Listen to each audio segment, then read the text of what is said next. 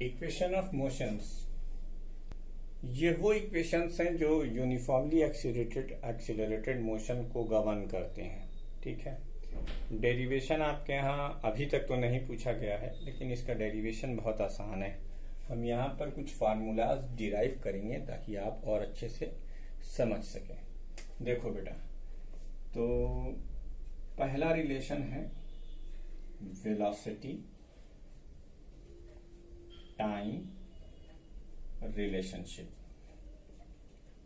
मतलब टाइम के साथ वेलोसिटी कैसे चेंज करती है। इसके लिए हम एक ग्राफ की मदद लेंगे। वेलोसिटी टाइम रिलेशनशिप को समझने के लिए हम एक ग्राफ की मदद ले रहे हैं। इस ग्राफ में ये लाइन आपकी टाइम एक्सिस की है और ये लाइन आपकी वेलोसिटी एक्सिस की है। ठीक, मान लीजिए कि आपका ऑब्जेक्ट इनिशियली u वेलोसिटी रखता है। कितनी वेलोसिटी? u वेलोसिटी रखता है। चलो इसको o कह दो, इसको a कह दो। अब यहां से ये यूनिफॉर्मली एक्सीलरेट करता है, तो वेलोसिटी टाइम ग्राफ में अगर a की वैल्यू कांस्टेंट है जैसा मैंने लिखा, तो फिर ये इस तरीके से लाइन खींची जाएगी। ये आपको मैं बता चुका हूं। ठीक है, ये पोजीशन उसकी t पर आती है। मान लेते हैं वो टाइम क्या है, t है।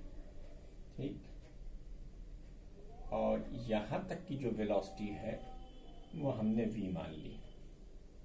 ठीक, अब जरा गौर से देखिएगा, बहुत आसान है, बहुत आसान है। ये a हुआ, इसको हमने b कहा, इसको हमने e कहा। आपकी बुक से ही देख के मैं देख दे रहा हूं। ठीक है, वरना मैं अपने हिसाब से इसको a रखता है, इसको b रखता है, इसको c रखता है, इसको d रखता है। Anyway, this is not an issue. अच्छा, ठीक है, तो आपको मैंने एक फार्मूला सिखाया है कि ग्राफ के थ्रू एक्सीलरेशन कैसे निकाला जाता है। एक्सीलरेशन, ये डिस्टेंस कितनी होगी बेटा, v माइनस u, और ये डिस्टेंस कितनी होगी बेटा, t होगी। ठीक है, तो एक्सीलरेशन यानी स्लोप, स्लोप क्या होती है, परपेंडिकुलर अपॉन बेस। परपेंडिकुलर कितना है बच्चों, v minus you, v minus you. Base कितना है, t। आप कंफ्यूज ना हो इसलिए हम लिख दे देते हैं BE divided by AE, BE divided by AE। ठीक, और एक्सीलरेशन को हम A से लिखते हैं, तो इसका मतलब AT is equal to v minus u. It implied that v is equal to u plus AT। ये बेटा आपका पहला रिलेशन आ गया, ये वेलोसिटी टाइम रिलेशन है। अच्छा, उसके बाद डिस्प्लेसमेंट टाइम रिलेशनशिप। ठीक है, डिस्प्लेसमेंट टाइम रिलेशनशिप सेकंड, लेकिन इसको हम डिस्टेंस टाइम रिलेशनशिप कहेंगे। Distance time relationship.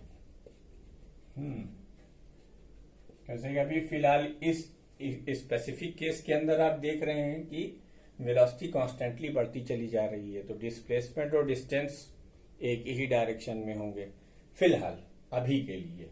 ठीक है, तो डिस्टेंस टाइम रिलेशनशिप। अब एक बात बताओ, मैंने तुम्हें बताया था कि डिस्टेंस जो होती है वो area under the velocity time graph.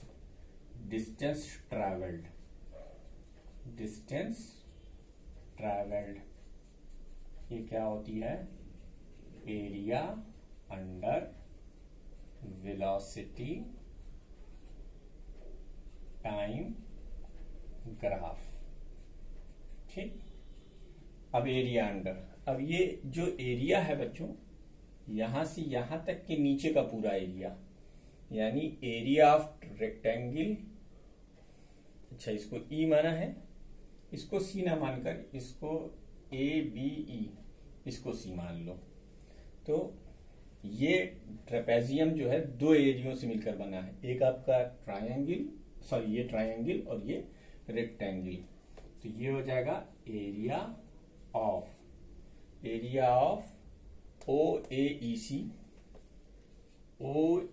C plus area of A B E, area of A B E, area of O A E C यानी length into breadth, that is O A into A E, O A into A E plus 1/2 half of height into base, height कितनी है B और base कितना है A E, half of height into base A ई।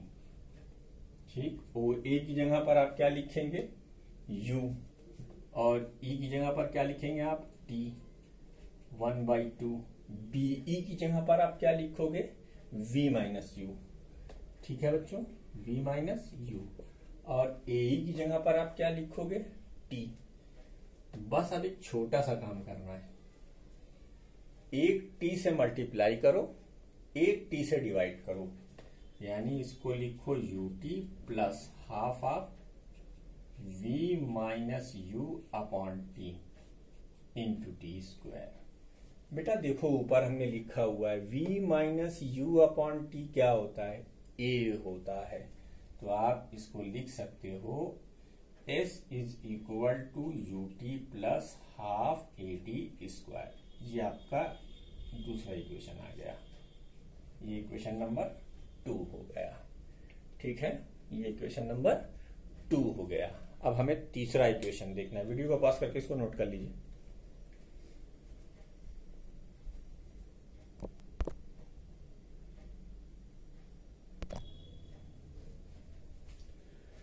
अब ये जो तीसरा relation है ये वेलोसिटी डिस्टेंस रिलेशनशिप है। एक बार फिर से हम लिखेंगे s distance travelled in time t, ये एरिया ऑफ ट्रेपेजियम। अब जरा सा मेथड बदल रहे हैं, परेशान ना हो। ओ सी बी ए, ठीक है, ओ सी बी ए, ओ सी बी ए, ये आपका ट्रेपेजियम है। ठीक है, तो आपने ट्रेपेजियम के बारे में मैथमेटिक्स में क्लास 8 या 7 में पढ़ा होगा कि ट्रेपेजियम का जो एरिया होता है वो क्या होता है, क्या होता है बेटा बताओ बताओ, अगर किसी को आइडिया हो तो। हमको तो फार्मूला नहीं याद होता। ये जो एरिया होता है this side plus this side multiplied by this side divided by 2 है ना। तो इसका मतलब ये क्या हो जाएगा 1/2 into O A plus B C, O A plus B C, O A plus B C multiplied by A या ओ सी, ए कर लो। अच्छा 1/2 इंटू ओ ए की वैल्यू क्या है u है और बी सी की वैल्यू क्या है v है। ठीक, ए की वैल्यू क्या है t है। ठीक है बेटा, ए की वैल्यू क्या है t है। लेकिन अब इसी के आगे बढ़ रहे हैं, यहां we know that a is equal to v minus u by t. It implied that t is equal to v minus u by a हो जाएगा। ये इक्वेशन नंबर 2 कर लो, ये equation number 1। substituting t from 2 in 1। ठीक है, तो S की value क्या हो जाएगी 1/2 into V plus U V minus U divided by T, sorry I am sorry A. तो ये हो गया twice A S is equal to A plus B A minus B, that is V square minus U square. It implied that V square is equal to you square plus twice A S, right. ये equation number 3 हो गया। अब तुम्हें एकदम tension लेने की जरूरत नहीं है, समझ गए, कर पा रहे हो तो डेरिवेशन करो, वरना ये 3 फार्मूले रिमेंबर करो। 3 फार्मूले, पहला v is equal to u plus a t, दूसरा s is equal to u t plus half a t square, और तीसरा v square is equal to you square plus twice s. 2-3 दिन का वेट करो, मैं इस चैप्टर के जो मैंने अभी तक थ्योरेटिकल डिस्कशन किए हैं वो आप तब तक नोट करो, कॉपी में फार्मूलाज को लर्न करो। मैं आपको सारे न्यूमेरिकल वीडियो में पोस्ट बनाकर भेज दूंगा, लेकिन each and every individual now have to subscribe me please, because I cannot posted that videos on the group because due to the holiday vacation. So I not let you down कि you will be confused for that कि numericals नहीं हो पा रहे हैं, ऐसा कुछ भी नहीं है बेटा। सिर्फ हमने जल्दी के हमारे ये किया है ना। हम आपको पूरे न्यूमेरिकल्स देंगे, तो अगर आप चैनल सब्सक्राइब किए रहेंगे तो आपको पता लग जाएगा क्या वीडियो, बस हम उस ग्रुप में पोस्ट नहीं करेंगे। या अगर let me talk to the principal, अगर वो अलाउ करती हैं तो मैं कंटिन्यूअसली ग्रुप में ही वीडियो पोस्ट करता रहूंगा, ठीक है। तो आप बिल्कुल घबराइएगा नहीं कि आपका न्यूमेरिकल नहीं होगा, लेकिन I am requesting all of you very sincerely, please remember these 3 formula. और उसके बाद इसमें 2 स्पेशल केस भी आपको याद रखने हैं। एक स्पेशल केस ये है if object start from rest, तो इसका मतलब u की वैल्यू 0। अब अगर u की वैल्यू 0 हो गई तो v की वैल्यू सीधे सीधे क्या हो जाएगी 80, s की वैल्यू सीधे सीधे क्या हो जाएगी हाफ AT स्क्वायर, और v स्क्वायर की सीधी वैल्यू क्या हो जाएगी ट्वाइस AS। क्लियर, ये 3 हो गया। अच्छा, special case number 2, if object is retarding,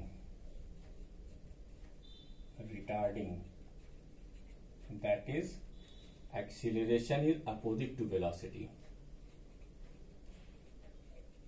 Acceleration is in opposite direction of velocity.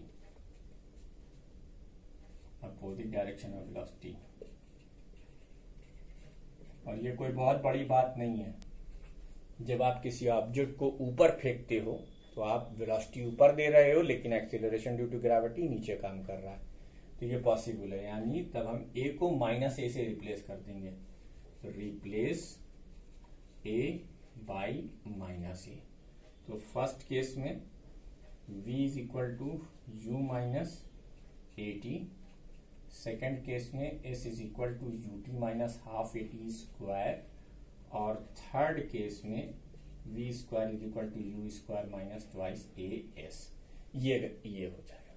तो प्यारे बच्चों 3 फार्मूला याद रखो, बाकी जब हम 10-15 क्वेश्चन इस पर आपको करा देंगे तो फिर आपको प्रैक्टिस हो जाएगी, तो फार्मूला अपने आप याद हो जाएगा।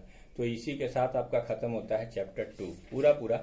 अब रही बात न्यूमेरिकल्स की, तो इसके जितने भी न्यूमेरिकल्स हैं वो सब हम वीडियो में पोस्ट करके आपको दे देंगे, लेकिन let me give some time after the 2 to 3 days I will post all the numericals. You should not worry. Keep watching my videos. Thank you very much. Okay, meet in the next video when we start our 3rd chapter, laws of motion.